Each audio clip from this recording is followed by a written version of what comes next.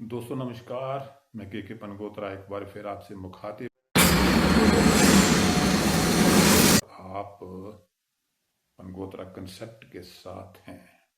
भारतीय सशस्त्र बलों ने 6-7 मई की रात को पाकिस्तान और पीओके में 25 मिनट तक ताबड़तोड़ हमले करके 9 आतंकवादी ठिकानों को पूरी तरह ध्वस्त कर दिया। इसके बाद 7 मई को सुबह करीब 10:30 बजे ऑपरेशन सिंदूर को लेकर विदेश सचिव विक्रम मिस्री, कर्नल सोफिया कुरैशी और विंग कमांडर व्योमिका सिंह ने बड़ी जानकारी दी। प्रेस ब्रीफिंग के दौरान विंग कमांडर व्योमिका सिंह और कर्नल सोफिया कुरैशी ने वीडियो के साथ बताया कि कैसे और कहां पर हमला किया गया। प्रेस ब्रीफिंग में एक तो ऑपरेशन सिंदूर के पुख्ता सबूत मिले, वहीं भारत के सांप्रदायिक सौहार्द और धर्मनिरपेक्षता के चरित्र को भी एक बार फिर से पूरी दुनिया ने देख लिया। 22 अप्रैल को पाकिस्तान की शह पर जम्मू कश्मीर स्थित पहलगाम में आतंकवादियों ने धर्म पूछकर पर्यटकों को निशाना बनाया था। ये हरकत पाकिस्तान में बैठे आतंकवादियों की एक सोची समझी खुराफात थी। इस खुराफात से आतंकवादी और पाकिस्तान में बैठे उनके आका भारत में हिंदू मुसलमानों के बीच मजहबी उन्माद भड़काना चाहते थे। आतंकवादियों की इस खुराफात का नकारात्मक असर हमारे देश में दिखाई भी देने लगा और हिंदू मुस्लिम नफरत का पारा चढ़ने लगा। जिन लोगों की समझ कमजोर होती है उन्हें नफरत फैलाने वाली खुराफातों की समझ बहुत देर से आती है या फिर मौजूदा हालात में आती ही नहीं।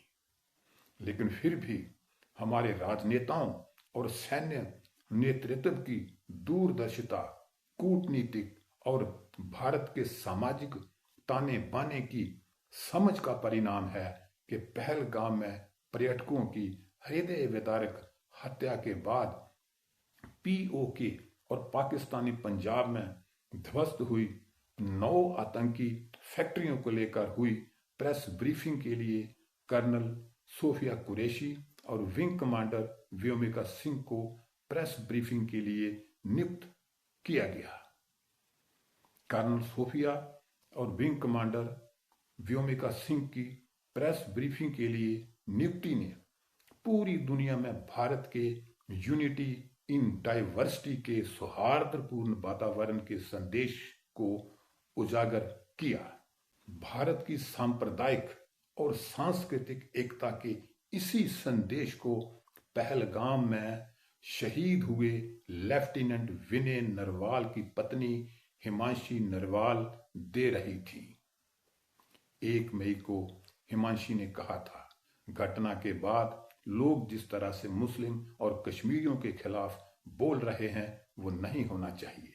हमें न्याय चाहिए। जिन लोगों ने गलत किया उनको सजा मिलनी चाहिए। दरअसल हिमांशी समझ चुकी है कि जम्मू कश्मीर में आतंकवाद की घटनाएं मजहबी नफरत का नतीजा है।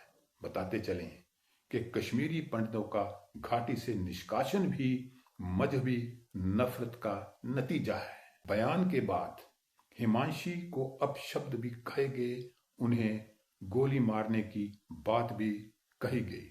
इससे देश में हिंदू मुस्लिम नफरत का जहर घोलने वाले खुराफाती तत्वों के विरोध में जब सवाल उठने लगे तो आखिर हिमांशी की सपोर्ट में राष्ट्रीय महिला आयोग और AIMIM के चीफ असदुद्दीन ओवैसी आए। ओवैसी ने कहा, आतंकवादियों ने हमारी बेटी की जिंदगी तबाह कर दी। और फिर भी अपने दुख में भी उसने व्यक्त किया कि वह नहीं चाहती कि हमारे देश में मुसलमानों या कश्मीरियों के प्रति नफरत पैदा हो। मुझे उम्मीद है कि सरकार उनके शब्दों को याद रखेगी। नफरत फैलाने वाले वही लोग हैं जो आतंकवादियों को संतुष्टि देते हैं। राष्ट्रीय महिला आयोग ने कहा, किसी महिला को उसकी अभिव्यक्ति के आधार पर ट्रोल करना गलत है। हिमांशी को उनके एक बयान के लिए ट्रोल करना गलत और दुर्भाग्यपूर्ण है। किसी महिला के निजी जीवन को आधार बनाकर ट्रोल करना अस्वीकार्य है।